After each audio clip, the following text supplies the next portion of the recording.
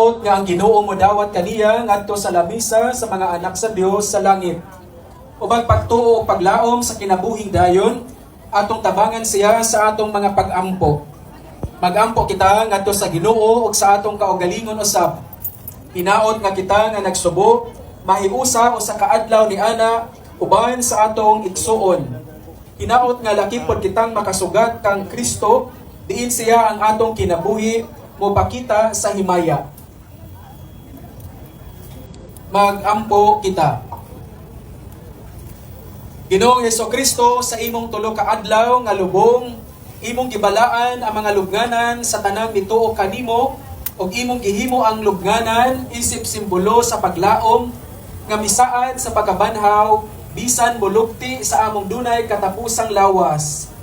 Ihatag ng among igsuon nga si Rene Clark mahikatulog dinhi sa kalinaw ang tud-imo siyang pukawon ngadto sa himaya, kay ikaw ang pagkabanhaw ug ang kinabuhi.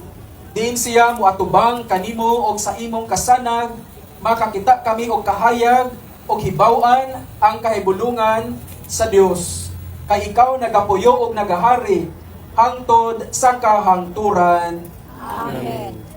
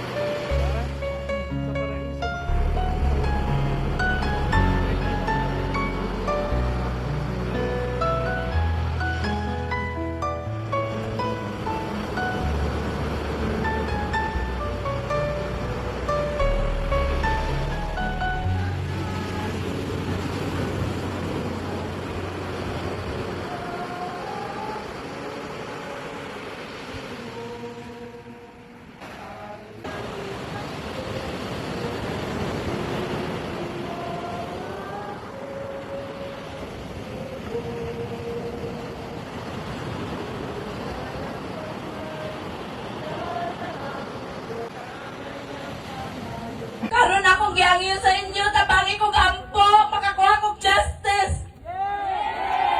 Ay kung wala inyong gugma sa akoa o sa mong pamilya sa akong anak, mula kong mahugno.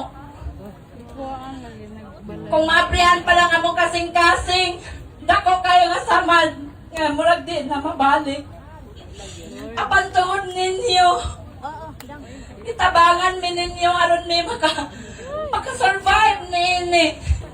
Pero bisag unsaon na mong palipas. At sakit gyapon. Karon akong giangyo sa inyo, tabangi kong ampo, makakuha kong justice. Ayaw ko ninyo pasakti.